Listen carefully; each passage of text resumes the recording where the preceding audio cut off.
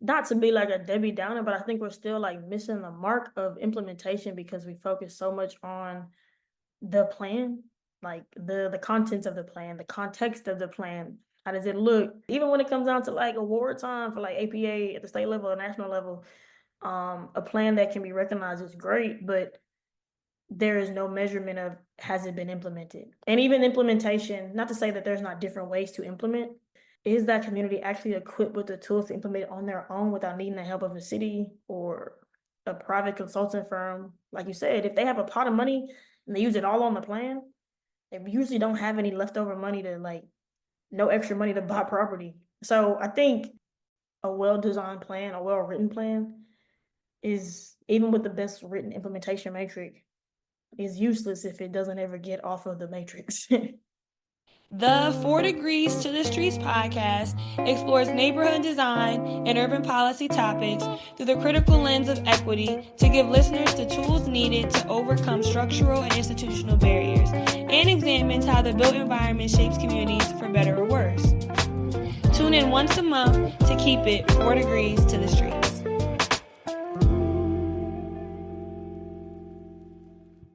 Hey y'all, welcome back to the 4 Degrees to the Streets podcast. I'm Jasmine. I am so excited for today's interview with Desiree D. Powell. We're going to have a fantastic conversation about urban planning and community development. Before we get into that topic, I want to remind y'all to download our previous episode with Tiffany Ann Taylor, who's the Vice President of Transportation at the Regional Plan Association. We talked to her pretty in depth about congestion pricing in New York City. But a quick question for y'all in the audience. What trivia topic would you always win? Like if they said, okay, pick a topic and you have to answer all these questions correctly, which trivia topic would you win? For me, it would be TV sitcoms with primarily Black casts. Like I have so many random facts in my head about all the great shows. I know that topic from the back of my hand. The number of times that I've watched Living Single, 227, Sanford and Son, Girlfriends, Good Times. Don't get me started. So let me know in the comments or on the bottom of the reel when we post it, what trivia topic would you always win? And I'm going to ask Dee the same question when we get to her in a second. So today I'm interviewing Desiree D. Powell about her work in the urban planning and community development field. I've known Dee virtually for several years now, but I'm very excited to have her on the podcast to finally get a chance to learn about all the work that she's doing. Dee recently celebrated a 4-year anniversary with her organization, Do Right by the Streets. So clap it up for our girl. I'm going to see if I can get like some DJ Clue drops or something in here real quick on the back end. I'm going to read Dee's bio and then we'll get into the conversation. Most known as Dee, she is a Black, female, openly gay urban planner based in the DFW, Dallas-Fort Worth Metroplex area. Actually, more of a place curator, that's kind of her jam or her area of interest in the professional world. She's overly passionate about Black people and Black communities' experience in the built environment and the impact urban planning has had on their quality of life. She's 1,000% dedicated to urban issues impacting Black communities and curating spaces for us embedded in urban planning designed with us. And she has a motto that says, learning the game to make the game work for folks that look like me. I think that is fantastic. And it's part of the reason why I wanted to have you on the show, because we started the podcast with a similar goal of saying, planners and people who are in like the built environment field have a ton of knowledge about how things and how systems work. And it's like gatekept, like it's like kept in this secret area, but it impacts people every day. People don't even know that they're being urban planned for. Like, right, we sit in these offices and we have maps of people and demographics and transportation patterns. And like, those are people on that map. And like, they should know what's going on.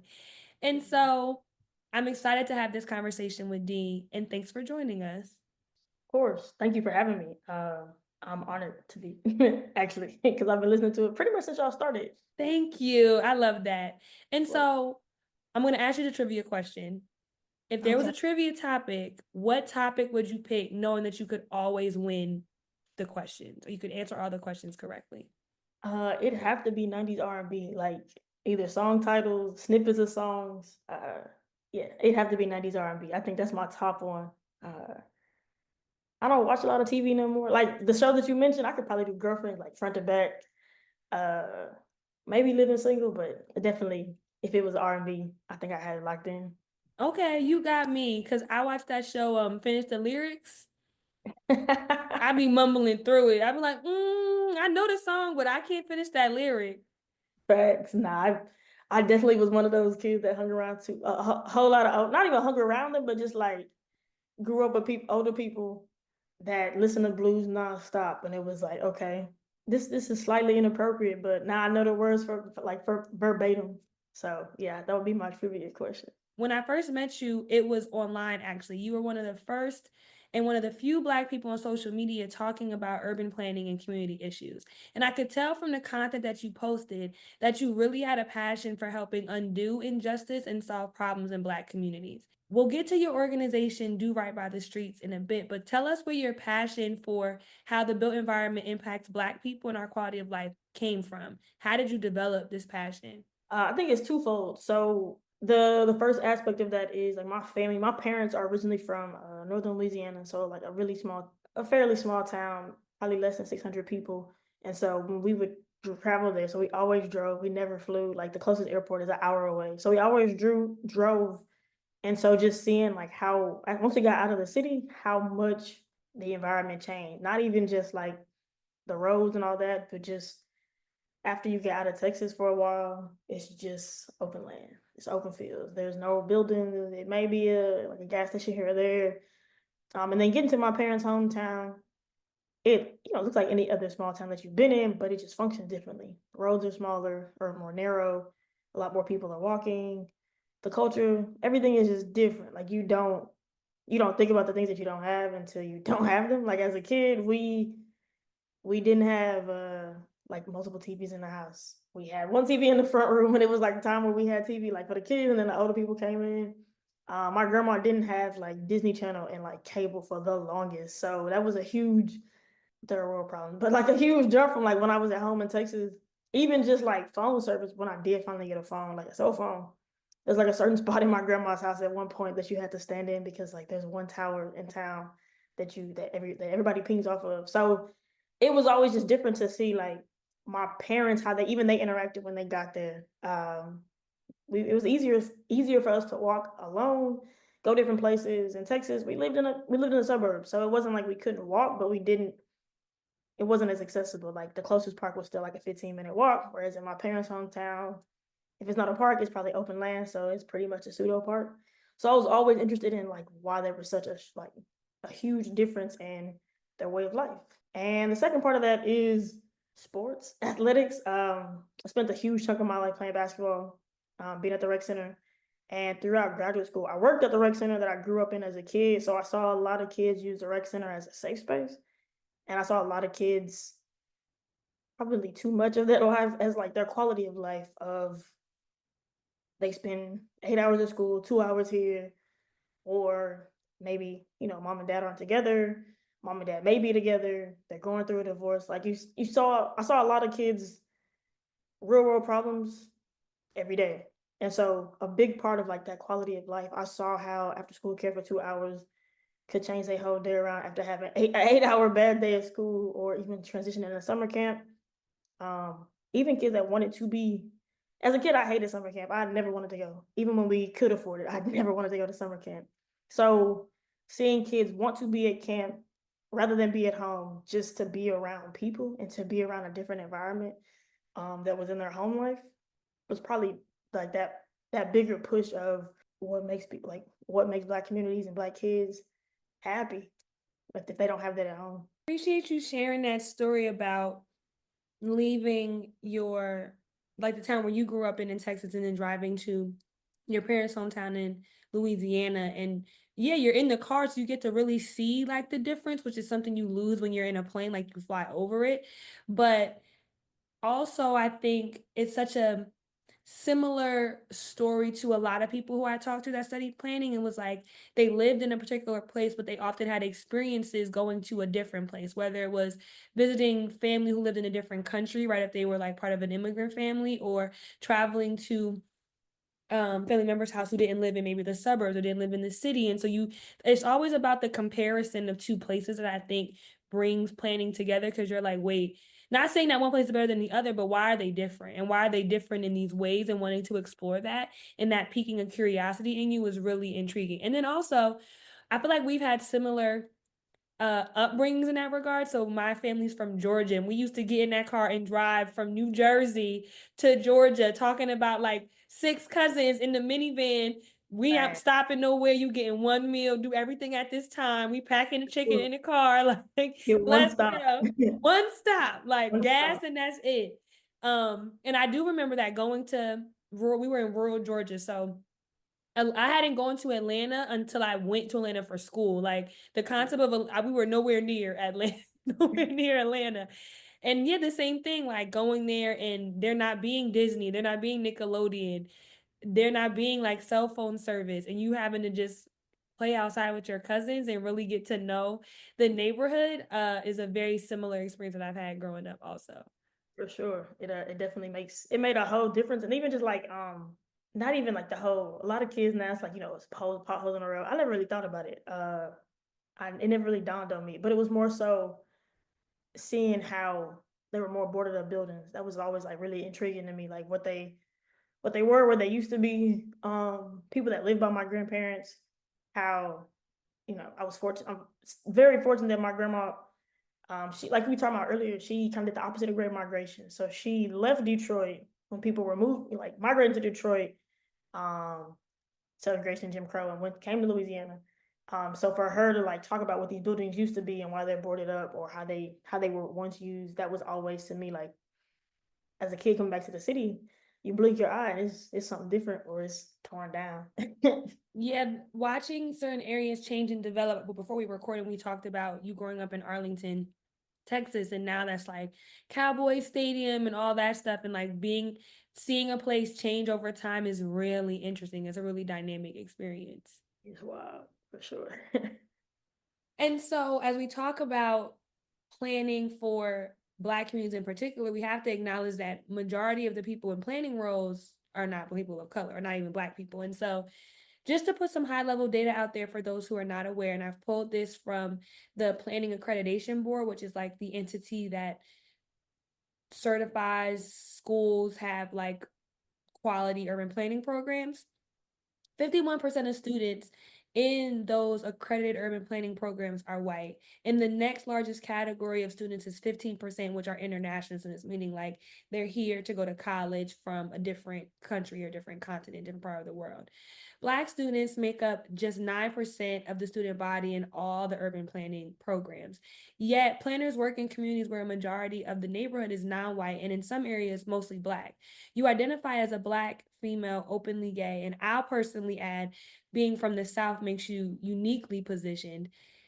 I view this as a strength in urban planning. How do you bring your identity to work? And in what ways does your background shape and inform your decision making?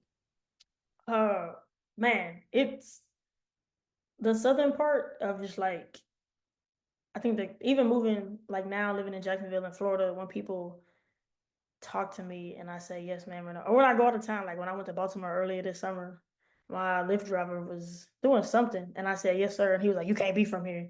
Like I feel like I couldn't take that off no matter where, no matter how much I try to blend in when I go different places. So I say that to say like that southern aspect of I every time my first job out of grad school, seeing older Black people come into City Hall with questions about permitting, and that was just kind of like my day-to-day thing. Just that's just chaos at a city hall of asking questions about property that they own, have owned for forever, but don't know if it's going to be taken from them or have been getting these phone calls.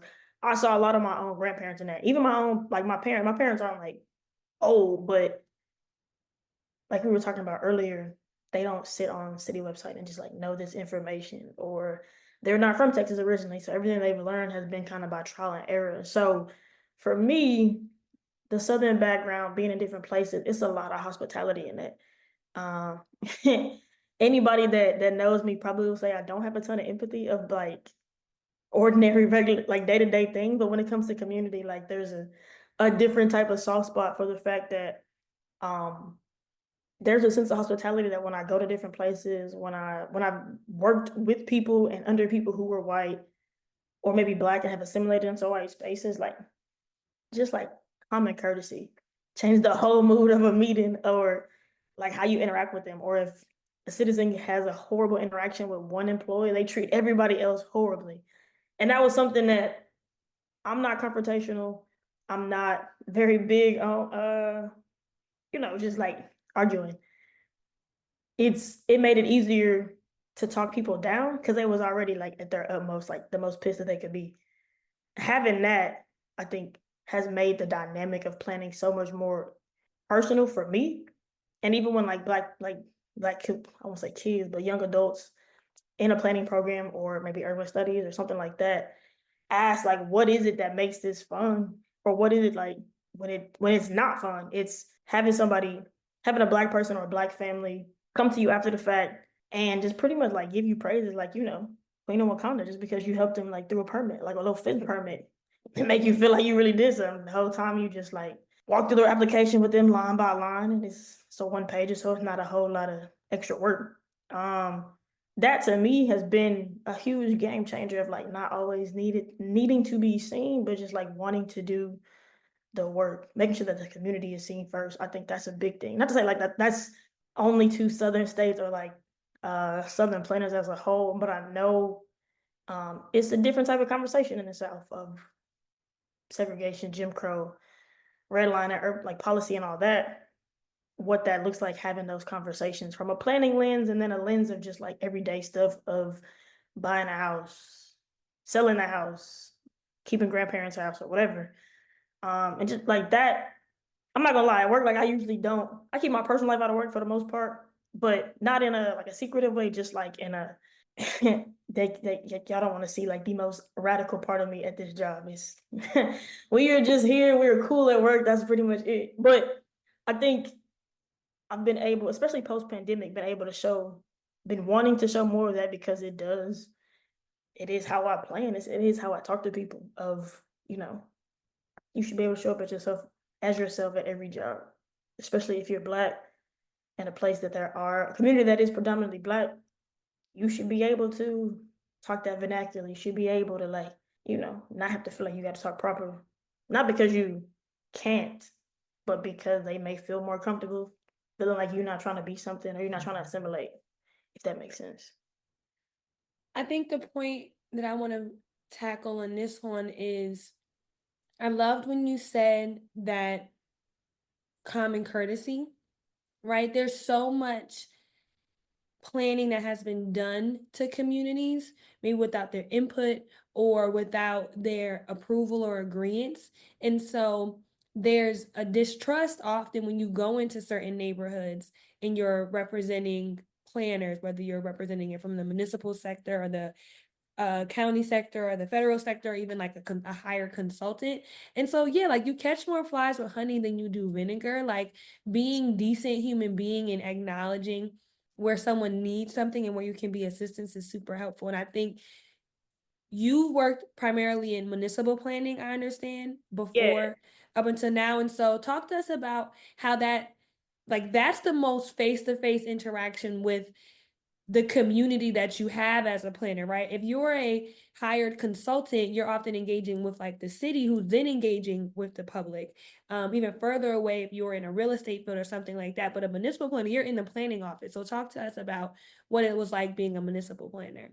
I'm not gonna lie. My first 6 months out of grad school, I was like, this was, I don't know, this was a good decision at all. Because I was doing everything but planning, or at least what I thought I was gonna be doing coming out of grad school. So like, I'm working on permits. I'm looking at house permits, stuff that I'm not even good at math like that. Like measuring, I can probably do anything else in the world, but like being able to measure is probably my kryptonite. So I'm looking at people's driveway and having to like check off on it. And I'm like, this is nasty work. I shouldn't be doing this. Uh, but that allowed me to come out of my shell because like you said, I was the newest person. I was like basically fresh meat. Like they always have attitude with us, so we're gonna send you out there because you're new. You're a new face. They haven't had time to dislike you yet. Um and that was probably the part of plan. Like now, the part of planning that people like you just seem so extroverted. It's a sham. I'm very, very much introverted, but like being in a municipal planning setting, somebody call you and it's like, oh, so and so's at the front and they have a question about zoning. It's like they're right there. They can see me seeing them see me. So it forced me to come out of my shell a lot more, but it also forced me to have those conversations that I didn't know how to tell people. Like at the beginning, I know how to tell people that something they had spent money on, they couldn't do no more. That used to like keep me up at night. I didn't know what to do. Maybe not keep me up at night, that's facetious, but it used to make me feel like bad of I didn't want to do that. I don't want to be in a situation where I'm just getting call after call after call of how like a horrible experience that they're having. So being in that front, being the first person, the go-to person was it was a game changer. And even how I like said I like answered things or said had to say no. Sometimes you just have to say no or I don't know, but I'll find the answer for you. That made those hard conversation or those no's a lot easier to land. And sometimes everybody don't take the no. So I've had my fair share of interaction with uh, a developer or architect or whoever that got a no and just felt like they want it their way. It it makes you appreciate like your everyday person that just wants to understand it opposed to somebody who is like, well, I got the money, so I should be able to do what I want. So that front facing for municipalities was huge and like just like you said, common courtesy, like being a decent human being to people. Like I've pandemic for sure. Like when I went back to the office, having so many people just like screaming at you because you wear a mask, or because we went to an online system and we didn't take paper anymore. Those were times where it's just like it's just this you ready for this now. And it's because I had worked in two cities prior, but also that in this case, you do fight kindness with stupidity or ignorance of like I think once people feel like you're not giving them a reaction that they want, they like it's like a kid, they get tired and they're just like, all right, I'll just give you what you want. So that municipal planning, I know a lot of people say it drives them crazy and they'll never go back and do it, but it definitely was I mean, I'd do it again in a different time in life, but it definitely molded me into the planner that I'm becoming now of sometimes people just need to talk and get something like air it off their chest and then you can move on. My first internship in planning was in the planning office in Newark, New Jersey, in Jersey's largest city. And yeah, you're definitely in the trenches with the team, like going to those zoning board meetings and sitting in there, right? And so you're sitting in there. I wasn't like on the actual board, but I'm attending the meeting with the planning staff. So the developers coming and they're giving their presentation and the community's hot. They don't want this project. They don't want it for this. They don't want it for that. And I remember in particular, it was like a 7-Eleven or something, or it was like a Dunkin' Donuts, and it was gonna have a drive-through. And the biggest issue was like the side of the building that the drive-through was gonna like these are really technical design issues. Like Eh, they wanted the driveway to be on the opposite side of the building. And so like when you think about planning, it's often easy to focus on like the big scale project, like let's redo our whole zoning plan or let's build this new major infrastructure project. But it's like the day to day is people building a building in one lot on one street in one neighborhood, and that has all these ramifications that get you to this large, massive city. And so I fully respect and appreciate the municipal planners, and I think that too many people skip that step when they join planning. And so you miss a lot of knowledge that happens at the community level. Most definitely. Anybody that asks me like what I would recommend, especially if like not trying to go back to school, try to get in like at a city internship. Like don't sell yourself short and like do it for $0 and 0 cents. But skipping that to me, that's like the part of like skipping the hustle, skipping part of the grind. Like you gotta not saying you gotta be treated badly, but you have to see people, like you said, in meetings like that, going crazy over the smallest thing. Like my first planning meeting as an intern, we didn't leave till 11 o'clock. And I was like, this is crazy. I've been here since 8 a.m. The meeting started at 5, and it was simply they spent 2 hours just like talking about the name of a subdivision. That was it. Like these are things that they're not life changing, not by any means, but these are the things that somebody sees you at the meeting and they see you not really interacting. So of course any crazed citizen gonna go after you. So that you're right. That's a part of it that I always say at any level of planning, like you gotta experience the municipal side at least 6 months. And I did mine for free. Don't be like me. Um, but I was just trying to get out there and For figure it sure. out. It was a different time It then. was a different time. I would do my internship during the day and then go work at the mall in the evening. I was grinding out there trying to learn community development. One of our first actual interactions was at a Black Planner Collective call. So Yeah. tell us about the Black Planner Collective and why it's important. So I started that in the pandemic after being on this like huge planning call called Radical Planning that was hosted by planners in LA. And I went to that and it was like 100 plus people on there. It was crazy. Everybody talking about the things in planning that I thought I had always felt, but nobody was really talking about that in the office pre-pandemic of like overthrow the whole system type of deal. Like people weren't talking about that in the office or even just like how to challenge the system. And I thought, man, I wonder what it would be like to try to do something like that for Black planners. Not really thinking anything of it. Again, it's the pandemic, so there's nothing else to do. Um, and just trying to find community with people.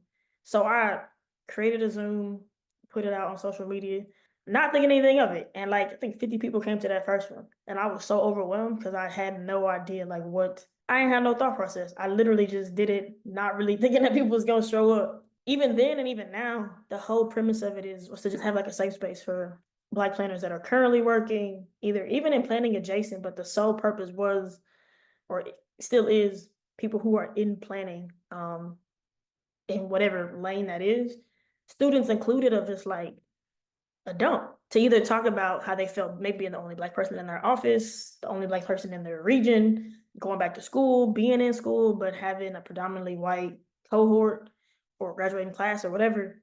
And also to like start to share resources. At that time, this is a pandemic, so like George Floyd, Breonna Taylor, Ahmaud Arbery, it was like a safe space too, where people talked about how they felt that planning policy had made all three of those instances easier, um, because of the way that the world is, or at least Black community design.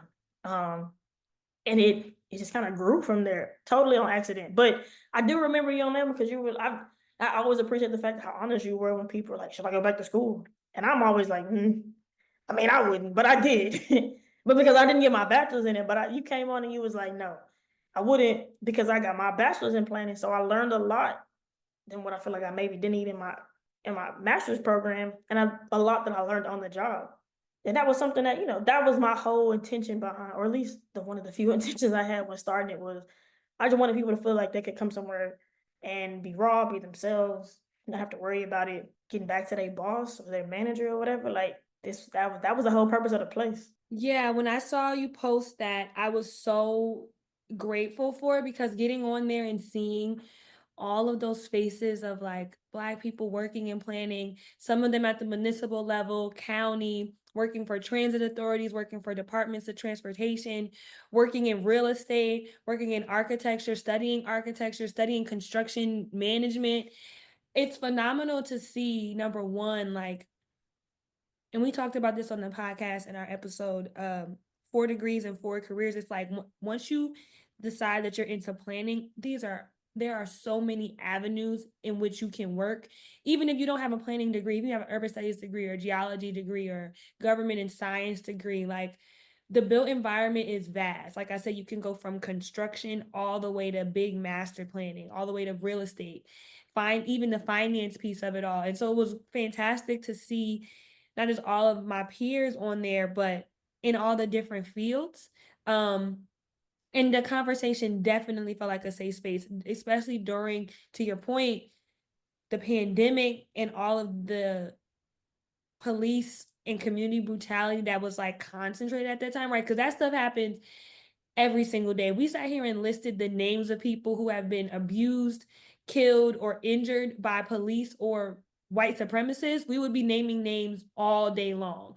Only certain stories make it to the news, and that's a whole different topic. But we were experiencing it on a national level and stuck at home. And I do remember a lot of those conversations being about planning enabled this to happen, right? Like where can we take blame? And at that time, APA and ULI, they were all coming out with statements. And so it was great for us to have that space for us to have like a real conversation about it.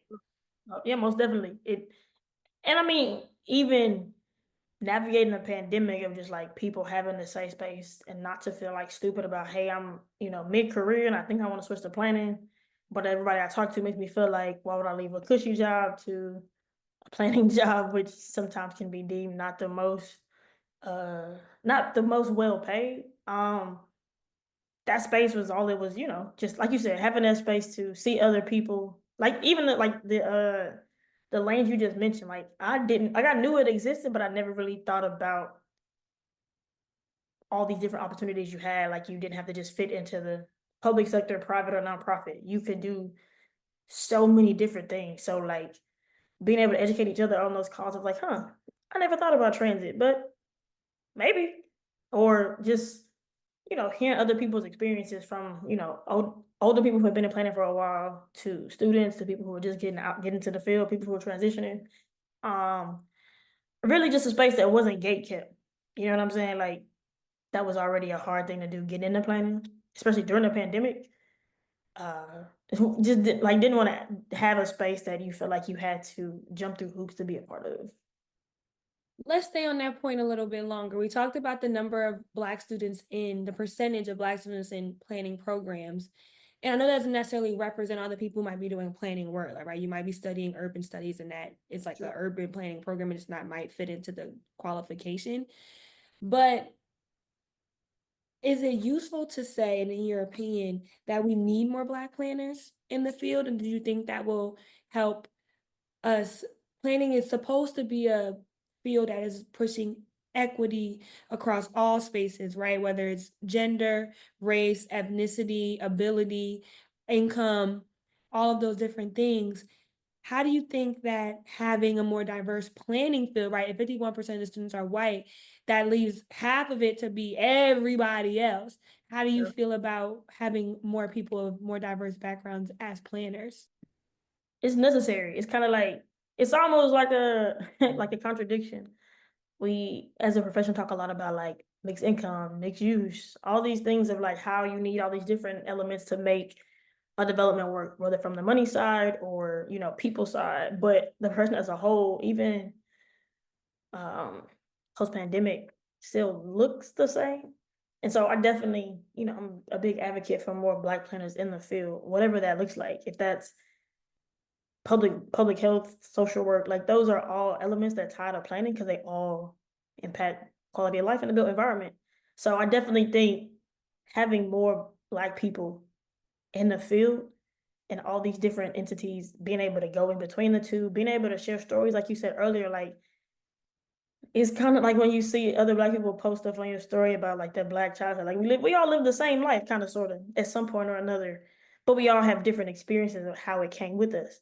That can carry over into our profession and our job. Of some of us are focused on the finance side, some of us are focused on the community development side.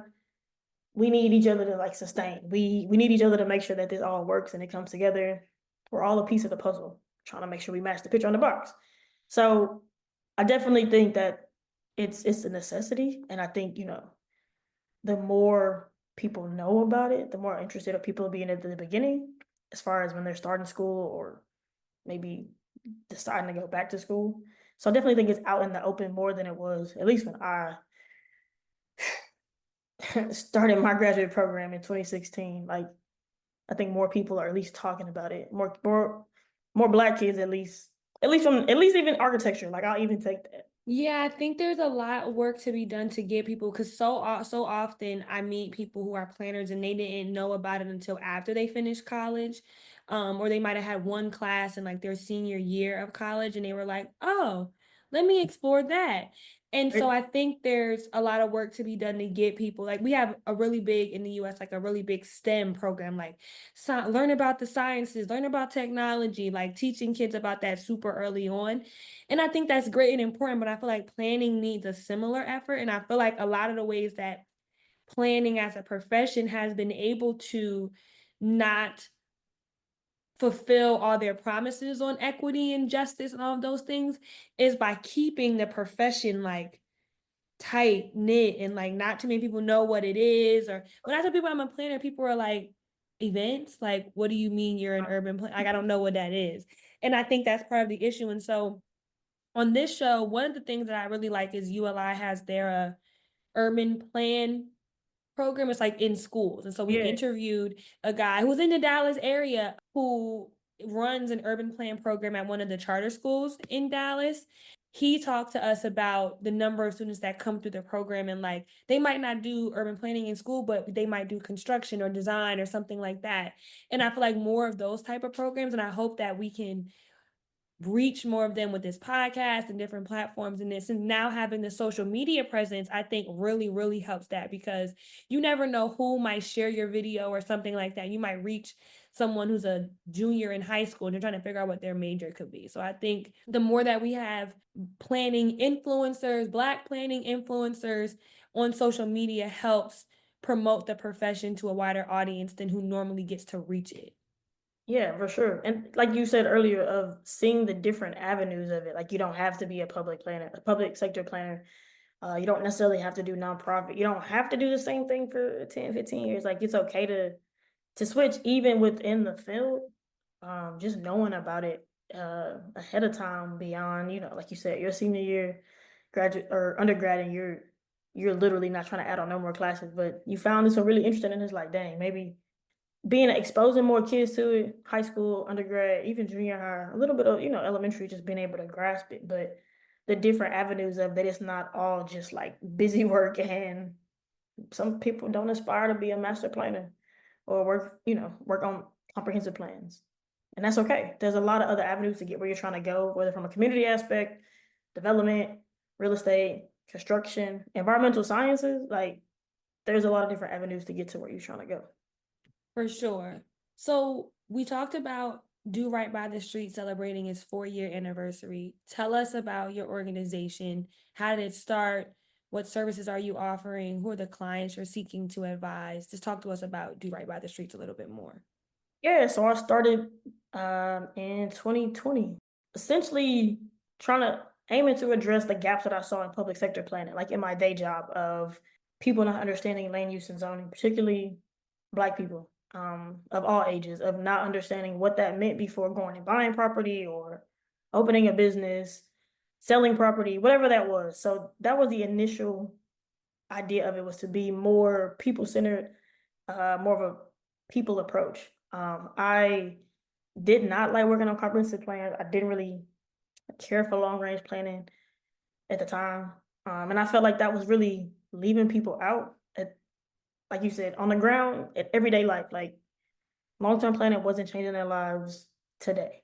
And not to say like regular current planning does either, but it at least gives people direct access to the information. So initially it was combating that you had to do a comprehensive plan to see change, and then also education around land use and zoning policy, things of that nature, well beyond just like redlining and well beyond of this is why just buying property just to buy it. Um, I guess in the midst of all of that, public space, green space, open space has always been a passion of mine. So that was like really the whole key of me getting into planning, was being more engaged outside. Like I thought that was gonna be my whole thing of like open space planning type of deal. It didn't really plan out like that, but I always wanted to make sure that that was incorporated in it. So the placemaking aspect or placekeeping aspect came into it, of like how to get involved and how to engage people in non-traditional settings to talk about planning or to talk about their environment, not really being planning jargon, but they're talking about things that planning has done to them. Um, and so yeah, that's how it started. I started working with a nonprofit in Dallas called Better Block, and that was my first like actual contract working on the food park, which was 100% off base of what you think of when you think of like a urban planning work, urban planning firm, but it was kind of based in like permit management, policy, and then people. There was a community engagement aspect that looked a lot different than what we would do at City Hall, but it was still rooted in not just getting people to come out, but like hearing from the neighbors of what they really thought of the space, what they really thought this meant, if anything, if they was like, this is just another show and go type of situation.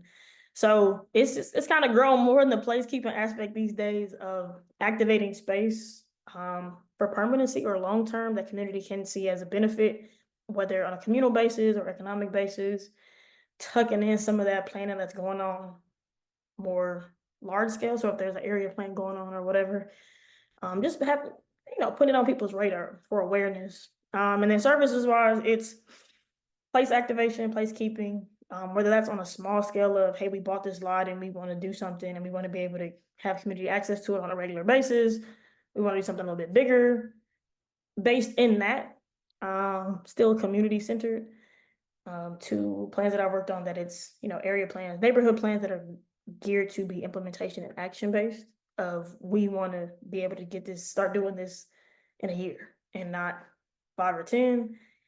In preparing for this call, we talked about some community that you're working with in Minnesota. Am I getting it wrong? Where is it? Indiana, In Indiana, the Midwest throws me. It's just one big place. Talk to same. us about, if you can, if you want to, that project and the planning, the efforts that you're doing with that community. Yeah, so that was one that really caught me off guard because like I had never been in the Midwest. It's really just that one side of the map, and I don't know what's going on over there. Very, very biased, very illiterate to anything that's not in the South. So a neighborhood association found me through someone else, through like the Black Planner Collective and LinkedIn, and they specifically wanted a Black planner to help their neighborhood understand planning policy. They were getting the city was talking about they were going to do a neighborhood plan. They had gotten this money and it was solely allocated to this particular neighborhood that the neighborhood was going to get to write the plan and they could bring on their own planner.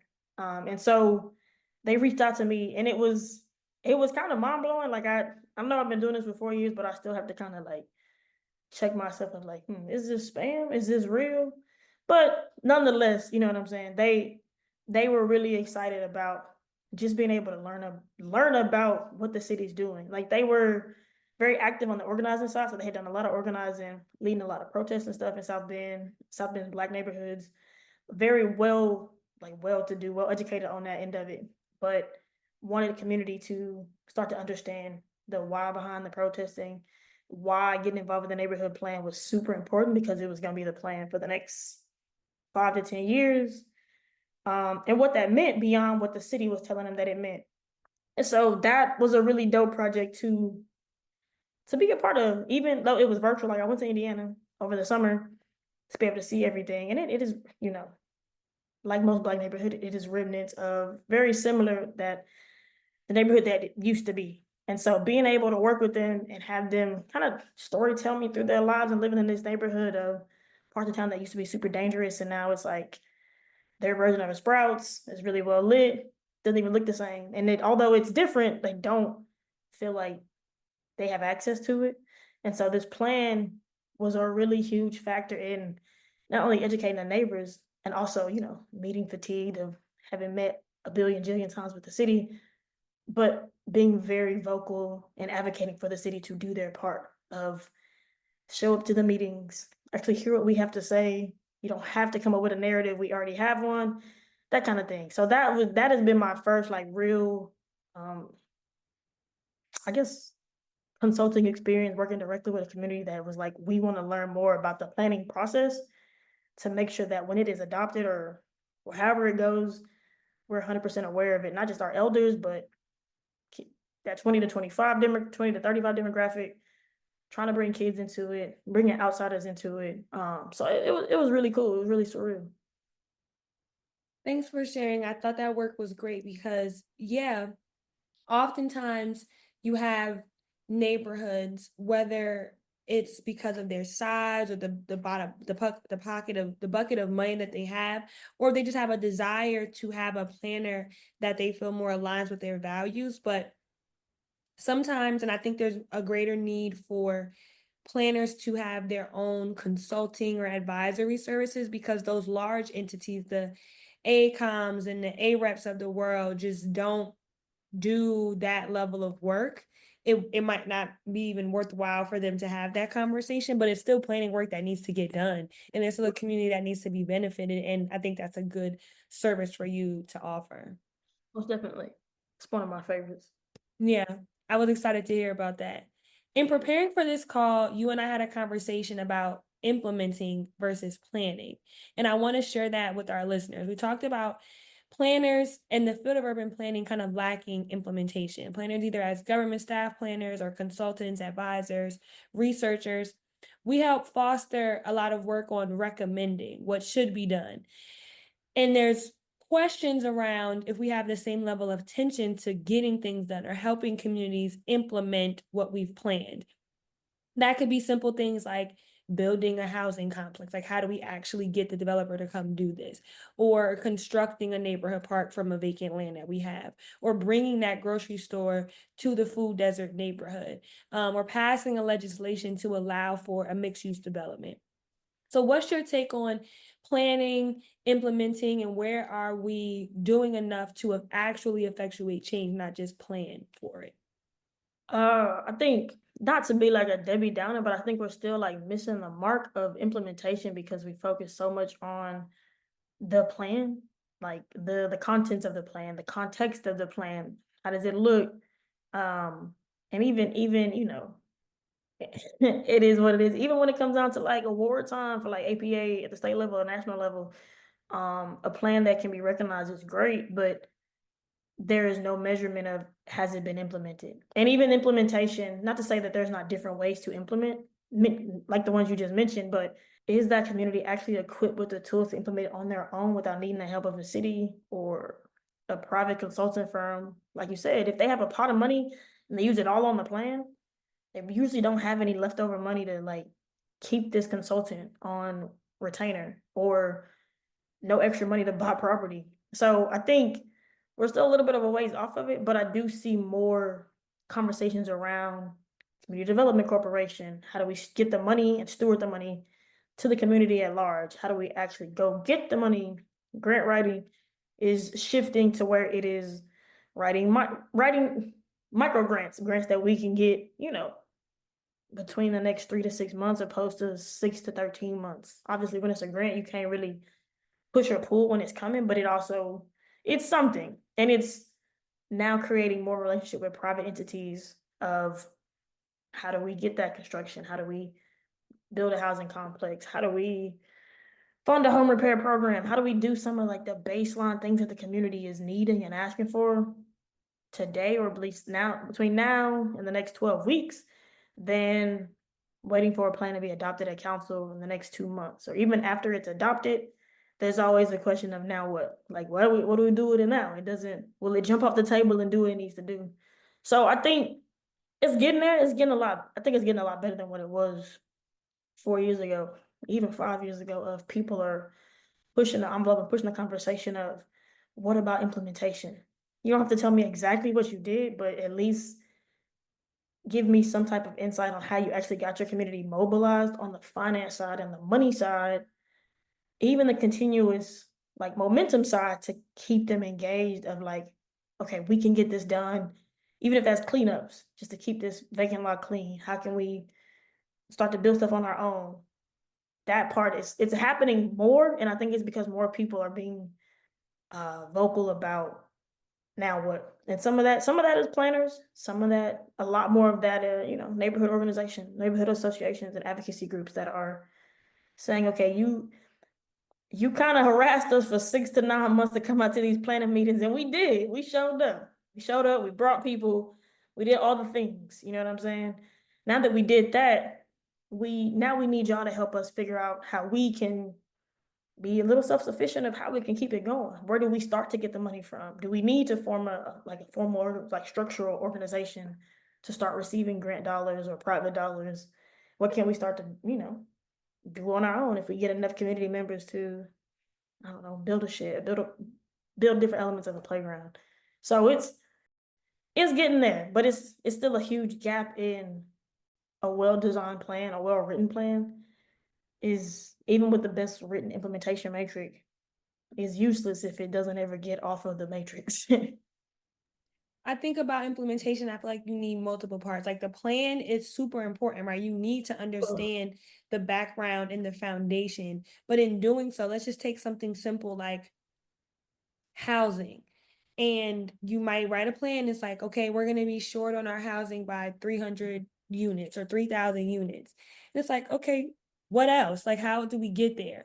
And I think Correct. a lot of it comes from a lack of how systems work, like local systems. Like, okay, we're short 3,000 units of housing.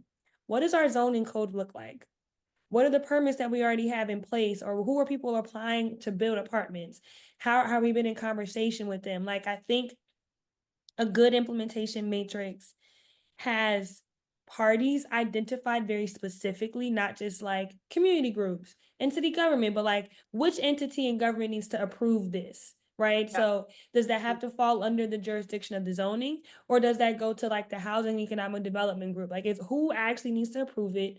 Do we have sites already identified that if someone wants to come in and do them, can we quickly get these sites off of our books and get them handled? I was working on a planning effort in the Northeast, like outside of Philadelphia, and this town had like so many vacant lots that the city owned, but the bureaucracy of getting that land into somebody else's hand who could do something with it was mind blowing. And it was like we really needed to, before we could make any recommendations, we needed to understand the logistical, the technical, the feasibility process of how do you apply for this land, how do you get access to it, and what does that mean moving forward? Like that was, you sometimes things are like literally a black hole. Like you make a recommendation, but if you don't figure out where the pinpoints are, where the sticking points are, you're just going to be stuck with a great recommendation. For sure. And I mean, it's the same thing. Even sometimes when there's money available, if you don't know how to use the money, sometimes you spend it all on one thing that you thought wasn't going to cost a whole lot. And it turned out it took all the money. And now where you really need the money and like just step two, you don't have it anymore. So plans are important. I'll never say that they're not.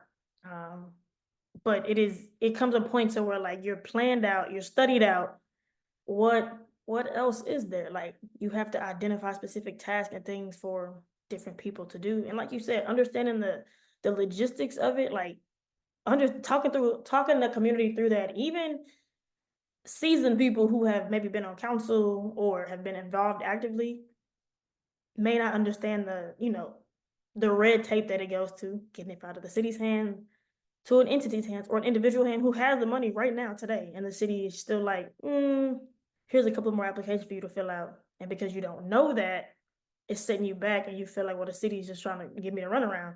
Be that as it may, true or not, that's still like a step in the implementation matrix that wasn't identified. So we lost time doing that to just like jump to secure the property, build it. I don't think it's ever that straightforward. Yeah, you need a good plan, but you need an even better implementation strategy. You got to see it all the way through. You got to see Yep. it through. You have to, and I mean, like people wise, of like you got to see it through with these different demographics of people that you've been bringing out and talking to and engaging. Of there are gonna be some things that the older population just not gonna do. They're just not, and there's gonna be things that they will do that they are going to actively step up and be committed to. But yeah, you got to see it through, whatever that looks like. And so, as we start to wind down in the episode, I'd love to ask our guests this question. What are the three, or whatever number you can come up with, biggest issues facing urban communities within the next decade? And how do you think that planning broadly is positioned to tackle those challenges? Oh man, I've been thinking about this one for a little minute. So the first one I would say is vacant and blighted property. Like you just mentioned with where you're working in Philadelphia, it is something that is probably, if I had to guesstimate, happening in a lot of Black communities where there's just like abandoned buildings sitting there. Being able to claim those or clean those up or work with entities to get them off the tax roll as a community asset, I think is huge before they are potentially gobbled up by a company, possibly pushing gentrification or or displacement. Um, the second thing is attainable housing, attainable mixed housing.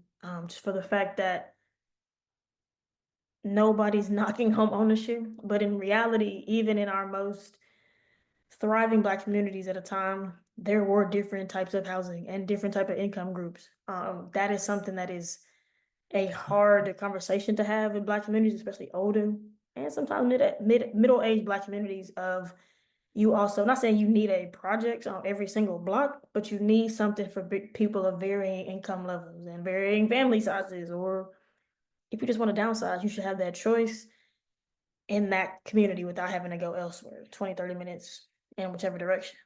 Um, and the third thing I would say probably food systems, food policy of it's not a talk it's not talked about a whole lot, especially on a like a bigger city scheme of an issue, but it is definitely an urban issue of how do we plan for not just grocery stores, but access to that in and out of private entities, public places,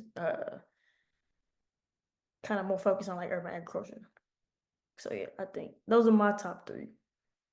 No, I appreciate those. No one yet has talked about food, even though we all eat every single day. For sure. So I appreciate that's a great point. And I think I was listening to the American Planning Association has like a podcast and they interviewed a planner who is like a food systems person. She like works in rural communities and stuff. And they were having a pretty in-depth conversation about like we got to get control over the rapid urbanization of rural areas because that's where our food comes from. Like we have to save land for Yeah, food. Like we still need to grow corn and raise cows and chickens. Like people got to eat.